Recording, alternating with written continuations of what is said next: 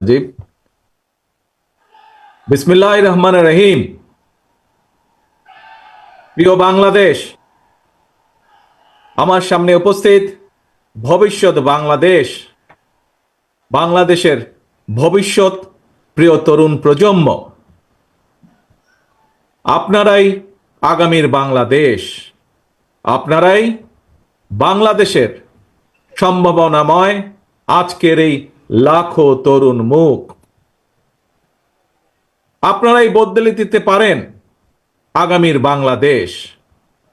এই তারুণ্যই ফ্যাসিবাদ মুক্ত বাংলাদেশে প্রতিষ্ঠা করবে নিজেদের অধিকার। প্রবীণের প্রজ্ঞা, পরামর্শ আর তারুণ্যের শক্তিতেই ইনশাল্লাহ নির্মিত হবে ৭১ থেকে ২৪ পর্যন্ত লাখো শহীদের আকাঙ্ক্ষার সেই প্রত্যাশিত বাংলাদেশ। আজকের এই তারুণ্যের সমাবেশের সভাপতি জনাব আব্দুল মোনায়েন মুন্না, উপস্থিত বাংলাদেশ জাতীয়তাবাদী দলের স্থায়ী কমিটির সম্মানিত সদস্যবৃন্দ, বিএনপির কেন্দ্রীয় এবং অঙ্গ সহযোগী সংগঠনের নেতৃবৃন্দ, এই সমাবেশে উপস্থিত বিভিন্ন শ্রেণী পেশা বিশিষ্টজন, বিশিষ্ট ব্যক্তিবর্গ, সমাবেশে অংশগ্রহণকারী লাখো লাখো মানুষ, আপনারা আমার সালাম গ্রহণ করুন। আসসালাম আলাইকুম। প্রিয় ভাই বোনেরা, নারী কিংবা পুরুষ, তরুণ জনগোষ্ঠী দেশের উন্নয়ন এবং অর্থনীতির প্রাণ শক্তি। তারুণ্যের শক্তি আর নারী শক্তিকে কর্ম পরিকল্পনার বাইরে রেখে কখনোই একটি রাষ্ট্র এগিয়ে যেতে পারে না। এবং তাই তরুণ জনগোষ্ঠীকে প্রাধান্য দিয়ে তরুণ জনগোষ্ঠীর আশা আকাঙ্ক্ষাকে ধারণ করে বিএনপি আগামী দিনের সকল কর্ম পরিকল্পনা গ্রহণ করছে, কাজ করছে, প্রস্তুতি নিচ্ছে। দেশের তরুণ জনগোষ্ঠীর কাছে বিএনপির কর্ম পরিকল্পনা তুলে ধরার লক্ষ্যে আপনারা দেখেছেন গত এক মাসে সারা দেশের বিভাগীয় শহরগুলোতে তারুণ্যের সমাবেশ অনুষ্ঠিত হয়েছে। একই সাথে যেদিন সমাবেশ অনুষ্ঠিত হয়েছে তার আগের দিন ভিন্ন মত এবং ভিন্ন শ্রেণী পেশার তারুণ্যের প্রতিনিধিদের নিয়ে অনুষ্ঠিত হয়েছে সেমিনার।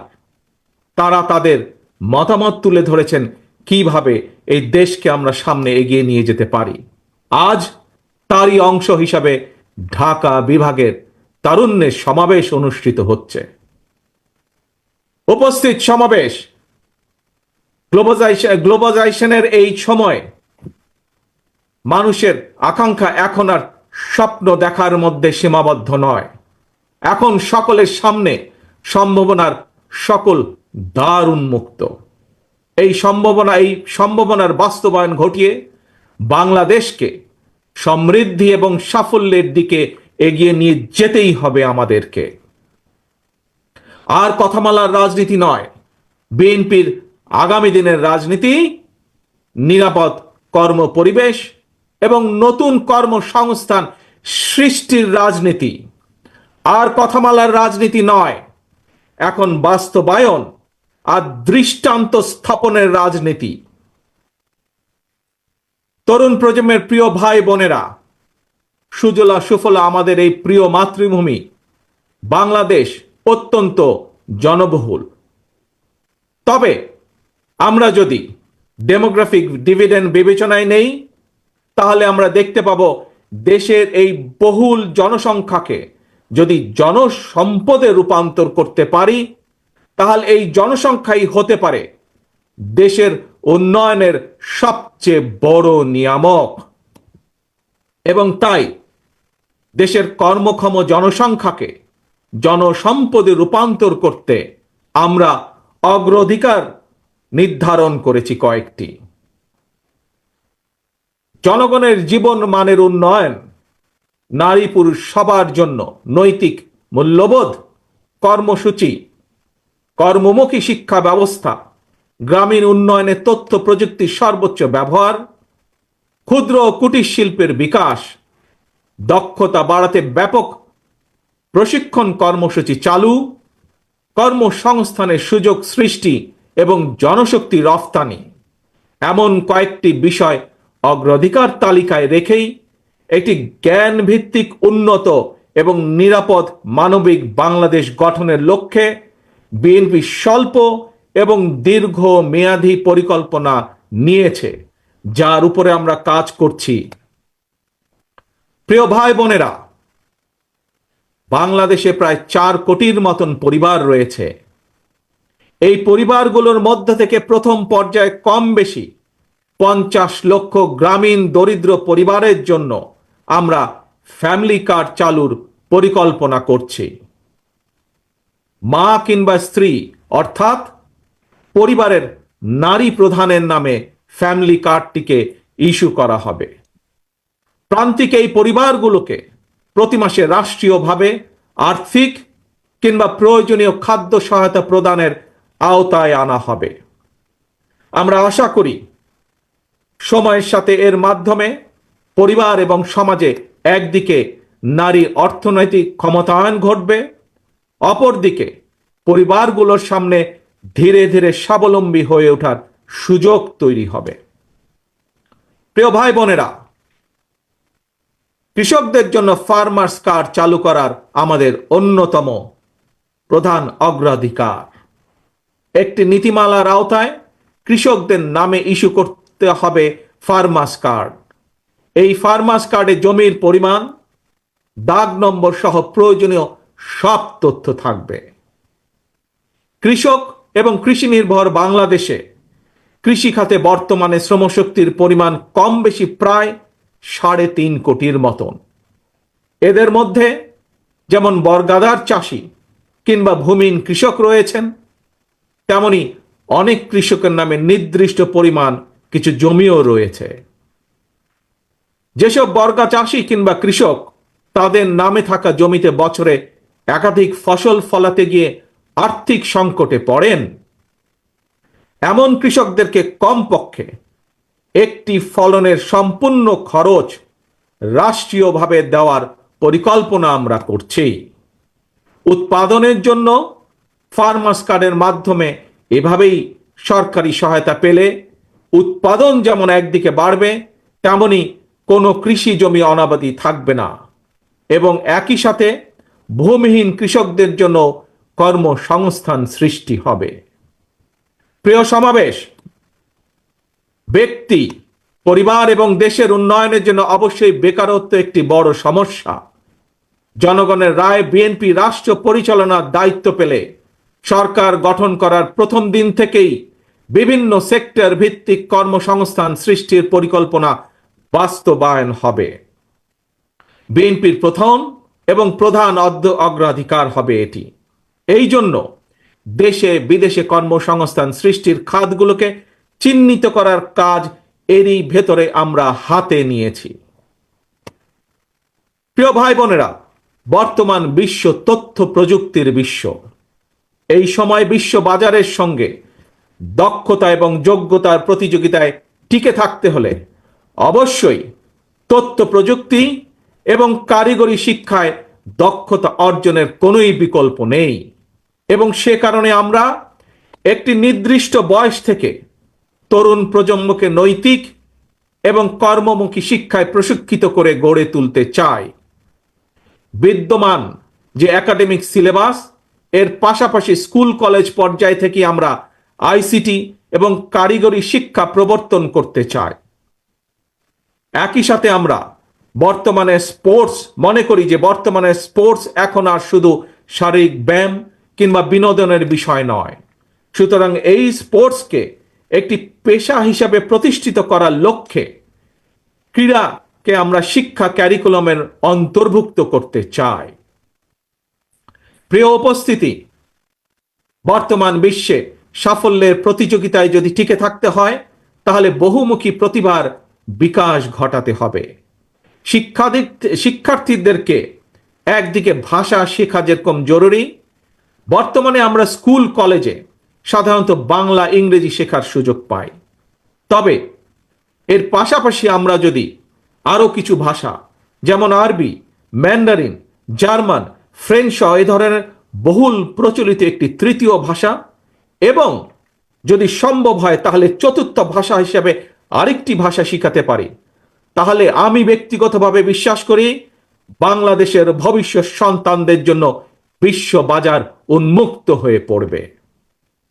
একই সাথে প্রিয় উপস্থিতি, আগ্রহী যুবশক্তিকে যুব সম্পদে পরিণত করার জন্য সরকারি উদ্যোগে বিদেশি ভাষার উপরে 3 মাস থেকে 1 বছরের কোর্স আমরা চালু করতে চাই। দেশে যাতে বহু ভাষা শেখা যায় এজন্য আমরা বহু ভাষা শিক্ষক নিয়োগ করতে চাই, যার মাধ্যমে আমরা বেকার সমস্যারও অথবা কর্মসংস্থানেরও ব্যবস্থা করতে পারব। এর বাইরে সরকারি ব্যবস্থাপনায় আমরা plumbing, electrician, mechanics, dental hygienist কিংবা মেডিকেল টেকনিশিয়ানের মতন স্বল্পমেয়াদী ট্রেনিং কোর্সও করেও দক্ষ জনশক্তি গড়ে তোলার পরিকল্পনাগুলো হাতে নিয়েছি, যা এরই মধ্যে আমরা কাজগুলোকে এগিয়ে নিয়ে যাচ্ছি ধীরে ধীরে। তরুণ প্রজন্মের প্রিয় ভাই বোনেরা, আপনারা সবাই বিশ্বব্যাপী অনলাইন কেনাকাটা সম্পর্কে জানেন। অনলাইন ভিত্তিক জায়ান্ট প্রতিষ্ঠান আমাজন, ইবে কিংবা আলিবাবার মতন বিশ্ববিখ্যাত ই কমার্স প্ল্যাটফর্মের জন্য হাজারো পণ্যের চাহিদা রয়েছে। এইসব প্ল্যাটফর্মের সঙ্গে সংশ্লিষ্ট অনেকের সঙ্গে আমি ব্যক্তিগতভাবে কথা বলেছি। বিশ্ববিখ্যাত এই সকল ই কমার্স প্ল্যাটফর্মের চাহিদা অনুযায়ী আমাদের বাংলাদেশে অনেক পণ্য তৈরির সুযোগ রয়েছে। আমাজনের মতন বৈশ্বিক অনলাইন প্ল্যাটফর্মকে সামনে রেখে আমরা আমাদের দেশে ক্ষুদ্র এবং মাঝারি শিল্পের উৎপাদন বাড়ানোর সুযোগ গ্রহণ করতে পারি, সুযোগ আমরা তৈরি করতে পারি, সুযোগ আমরা নিতে পারি। বিশ্ববিখ্যাত ই কমার্স প্রতিষ্ঠানের চাহিদা মিটিয়ে কিভাবে বিশ্ববাজারে প্রবেশ করা যায় এর জন্য এরই মধ্যে যারা এক্সপার্ট আছেন তাদের সাথে আমরা আমাদের টিম নিয়ে কাজ শুরু করেছি এরই ভিতরে। প্রিয় ভাই বোনেরা, বাংলাদেশের বহু তরুণ প্রজন্মের সদস্য অনলাইনে কাজ করেন কিংবা করছেন কিংবা করার ইচ্ছে রয়েছে। আপনাদের জন্য কর্মসংস্থান এবং নিরাপদ কর্ম পরিবেশ নিশ্চিত করতেও আমাদের উদ্যোগ রয়েছে। আমি জানি শিক্ষিত তরুণ প্রজন্মের সামনে বর্তমানে ফ্রিল্যান্সিং একটি অত্যন্ত আকর্ষণীয় সেক্টর। দেশে এই মুহূর্তে প্রায় 10 লক্ষের মতন ফ্রিল্যান্সার আউটসোর্সিং এর মাধ্যমে $100 কোটি বেশি আয় করতে সক্ষম হচ্ছেন। আউটসোর্সিং এর সঙ্গে যুক্ত বেশ কিছু মানুষের সঙ্গে আমি কথা বলেছি। তারা জানিয়েছেন লেনদেনের জন্য বাংলাদেশে পেপাল, ওয়াইজ বা স্ট্রাইপের মতন আন্তর্জাতিক গেটওয়ে প্রতিষ্ঠান ব্যবহারের সুযোগ না থাকায় তাদের অর্জিত যে অর্থ সেটি দেশে আনা কষ্টকর হয়ে পড়ে। আমি মনে করি সবার আগে এই ধরনের যে সমস্যা সেই সমস্যার সমাধান করা উচিত। প্রিয় উপস্থিতি, এই বিষয়টি নিয়ে আমি গত 1 দশক ধরে বেশ অনেকবার কথা বলে এসেছি। বিএনপি মনে করে প্রায়োরিটি বেসিসে দেশের IT entrepreneur, e commerce sector এবং ফ্রিল্যান্সারদের সুবিধায় পেপালের মতন আন্তর্জাতিক গেটওয়ে প্রতিষ্ঠান সুবিধা বাস্তবায়ন করা উচিত। বাংলাদেশে পেপাল সুবিধা নিশ্চিত করা গেলে, যার লক্ষ্য আমাদের রয়েছে, তাহলে লক্ষ লক্ষ ফ্রিল্যান্সারদের কাজের সুযোগ বাড়ার পাশাপাশি দেশে রেমিটেন্সের পরিমাণও বাড়বে ইনশাল্লাহ। প্রিয় তরুণ প্রজন্মের ভাই ও বোনেরা, প্রতিকারের চেয়ে প্রতিরোধী উত্তম। এই নীতির আলোকে দেশের জনগণের স্বাস্থ্যসেবা নিশ্চিত করা বিএনপির পরিকল্পনার আরেকটি গুরুত্বপূর্ণ অগ্রাধিকার। জনসচেতনার মাধ্যমে অনেক ধরনের রোগ থেকে নিজেদেরকে মুক্ত রাখা যায়। নাগরিকদের স্বাস্থ্যসেবা নিশ্চিত করতে বিএনপি 1 থেকে 3 বছরের স্বল্প মেয়াদী এবং দীর্ঘমেয়াদী পরিকল্পনা হাতে নিয়েছে। এর একটি অংশ হিসাবে প্রতিটি গ্রামে আমরা হেলথ কেয়ার ওয়ার্কার নিয়োগ দেওয়ার পরিকল্পনা নিয়েছি। এই হেলথ কেয়ার ওয়ার্কারদের 80% হবেন নারী। অর্থাৎ সারা বাংলাদেশে যদি আমরা 1 লক্ষ হেলথ কেয়ার নিয়োগ করি, তাহলে তার মধ্যে 80 থেকে 85 হাজার নিয়োগ পাবেন এদেশের নারীরা, যার মাধ্যমে আমরা একটি বিশাল অংশের কর্মসংস্থানের ব্যবস্থা করতে পারব। শুধু তাই নয়, এর পাশাপাশি জনগণের দোরগোড়ায় যাতে স্বাস্থ্যসেবা পৌঁছে দেওয়া যায়, জনগণকে যাতে দ্রুত স্বাস্থ্যসেবা দেওয়া যায়, সেই জন্য সরকারি এবং প্রাইভেট যেই সেক্টর আছে, কিভাবে দুটিকে একত্রিত করে আমরা স্বাস্থ্যসেবা গড়ে তুলতে পারি, সেটির বিষয়ে আমরা বিশেষজ্ঞদের সাথে পরামর্শ করছি, আমরা সেটির বিষয়ে কাজ করছি। প্রিয় ভাই বোনেরা, স্বাস্থ্য, পরিবেশ এবং জলবায়ুর পরিবর্তন, এই তিনটির একটি অপরটির উপর প্রভাব রয়েছে। সুতরাং খাল খনন এবং বৃক্ষরোপণের বিষয়টিও বিএনপির অগ্রাধিকার তালিকায় রয়েছে। সারা দেশে পরিকল্পিত উপায়ে বৃক্ষরোপণ করা গেলে জলবায়ুর নেতিবাচক প্রভাব থেকে মোকাবেলা করা সহজ হবে। প্রায় আমরা পত্রিকার পাতায় দেখি যে বাংলাদেশের, বিশেষ করে ঢাকা শহরের যে বাতাস, সেটি বিশ্বের মধ্যে সবচাইতে যে খারাপ শহরগুলো তার একটি দুটির মধ্যেই উঠানামা করছে। এবং শুধু তাই নয়, বৃক্ষরোপণ সহ আরো কিছু ক্লাইমেট পলিসি নির্ধারণের জন্য আমরা এরই ভিতরে কাজ শুরু করেছি বিশেষজ্ঞদেরকে সাথে নিয়ে। আমাদের লক্ষ্য থাকবে একটি নির্বাচিত সরকারের মেয়াদ যখন 5 বছর, 5 বছরের পরে 5 বছরের ভেতরে 25 থেকে প্রায় 30 কোটি বৃক্ষ রোপণ করা, এবং একই সাথে লক্ষ্য থাকবে সামগ্রিকভাবে দেশের যে তাপমাত্রা সেটি 2 থেকে চেষ্টা করা 3 ডিগ্রি পর্যন্ত কমিয়ে নিয়ে আসা। প্রিয় ভাই বোনেরা, গণতন্ত্র পুনঃপ্রবর্তন করে স্বাধীনতার ঘোষক রাষ্ট্রপতি জিয়াউর রহমান এই দেশে উন্নয়ন উৎপাদনের রাজনীতি চালু করেছিলেন। Mother of democracy Begum Khaleda Zia দেশে নারী শিক্ষার প্রসার ঘটিয়েছিলেন। দেশ এবং জনগণের উন্নয়নে বিশেষ করে তরুণ জনগোষ্ঠীকে প্রাধান্য দিয়ে সেজন্য বিএনপিও আগামী দিনের পরিকল্পনা গ্রহণ করছে। তরুণ প্রজন্মের প্রিয় ভাই বোনেরা, জনগণই বিএনপির সকল রাজনৈতিক ক্ষমতার উৎস। তাই আমরা সরকারে না থাকলেও একটি দায়িত্বশীল গণতান্ত্রিক রাজনৈতিক দল হিসাবে তরুণ প্রজন্মের সামনে দেশ এবং জনগণের উন্নয়নে বিএনপির নেওয়া যে বিস্তারিত কর্ম পরিকল্পনা, তার কয়েকটি অগ্রাধিকার কর্মসূচি আজ সংক্ষেপে আপনাদের সামনে আমি তুলে ধরলাম।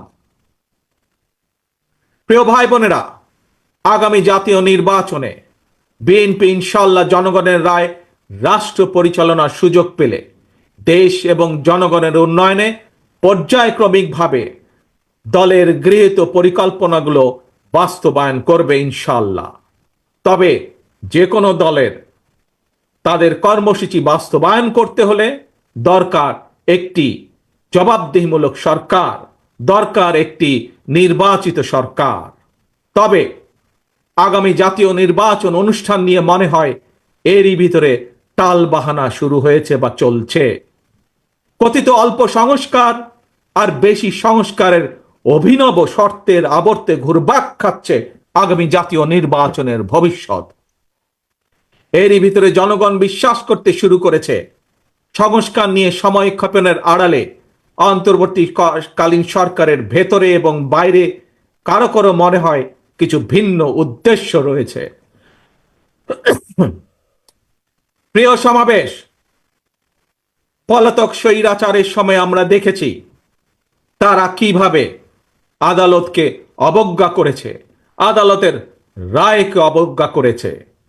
অত্যন্ত দুঃখের সাথে বলতে হয়, পলাতক স্বৈরাচারের পরে যেই সরকারের কাছে দেশের মানুষ আশা করেছিল যে আইনের প্রতি সম্মান থাকবে, আমরা দেখেছি আদালতের রায়ের প্রতি সম্মান না দেখিয়ে যারা ইশরাক হোসেনকে ঢাকা দক্ষিণের মেয়রের দায়িত্ব গ্রহণে বাধা সৃষ্টি করেছে, সেই স্বৈরাচারের সেই একই যে ঘটনা সেটির পুনরাবৃত্তি আমরা দেখতে পাচ্ছি। প্রিয় সমাবেশ, আপনাদের কাছে আমার আজকে জিজ্ঞাসা, যারা আইনের প্রতি শ্রদ্ধা দেখায় না, যারা আদালতের নির্দেশকে অবজ্ঞা করে, তাদের কাছ থেকে আমরা কতটুকু সংস্কার আশা করতে পারি। প্রিয় সমাবেশ, আমি প্রায় একটি কথা বলি, পুঁথিগত সংস্কারের চেয়ে ব্যক্তি মানসিকতার সংস্কার অনেক বেশি জরুরি। নর্থ কোরিয়ার সংবিধানে লেখা রয়েছে Democratic People's Republic of North Korea. সুতরাং কি লেখা আছে তার চেয়েও বেশি যেটি জরুরি তা হলো মেনে চলা। ইশরাকের ক্ষমতা গ্রহণ বা ইশরাকের শপথ গ্রহণে বাধা সৃষ্টি করে আজ আমরা আবারও স্বৈরাচারী মানসিকতার বহিঃপ্রকাশ দেখতে পাচ্ছি। প্রিয় তরুণ প্রজন্মের ভাই বোনেরা, নিরপেক্ষতা এবং বিশ্বাসযোগ্যতাই কিন্তু অন্তর্বর্তীকালীন সরকারের প্রধান পুঁজি। তাই তাদের প্রতি আমাদের আহ্বান থাকবে, তাদের প্রতি আমাদের পরামর্শ থাকবে। জনগণের বিশ্বাস ভালোবাসা নষ্ট হয় অন্তর্বর্তীকালীন সরকারের এমন কোনো পদক্ষেপ নেওয়া ঠিক হবে না। একই সাথে অন্তর্বর্তীকালীন সরকারের প্রতি আবারও আহ্বান জানিয়ে বলতে চাই, গণতান্ত্রিক আমি জনগণ এবং গণতন্ত্রের পক্ষের রাজনৈতিক দলগুলোকে দয়া করে প্রতিপক্ষ বানাবেন না। যদি আপনাদের কেউ রাষ্ট্র পরিচালনায় থাকতে চায় তাহলে সরকার থেকে পদত্যাগ করে জনগণের কাতারে আসুন, নির্বাচন করুন। যদি ভবিষ্যতে নির্বাচনে জনগণের রায় পান তাহলে আবার সরকারের দায়িত্ব গ্রহণ করুন। প্রিয় তরুণ প্রজন্মের ভাই বোনেরা, গত ১.৫ দশকে ভোটার তালিকায় প্রায় ৩.৫ কোটি ভোটার সংযুক্ত হয়েছেন, নতুন ভোটার সংযুক্ত হয়েছেন। এই নতুন ভোটাররা আজ পর্যন্ত একটি জাতীয় নির্বাচনেও ভোট দিয়ে তাদের নিজের পছন্দের প্রার্থীকে জনপ্রতিনিধি নির্বাচিত করার সুযোগ পায়নি। পতিত পরাজিত পলাতক স্বৈরাচারের কাছে মানুষের অধিকার প্রতিষ্ঠা কিংবা নির্বাচন কোনো গুরুত্বপূর্ণ কিছু ছিল না। সুতরাং সংস্কার ইস্যুর পাশাপাশি জাতীয় নির্বাচন অনুষ্ঠানের জন্য অন্তর্বর্তীকালীন সরকারের দৃশ্যমান প্রস্তুতি নেওয়া উচিত বলে আমরা বিশ্বাস করি বা আমরা মনে করি। প্রিয় সমাবেশ,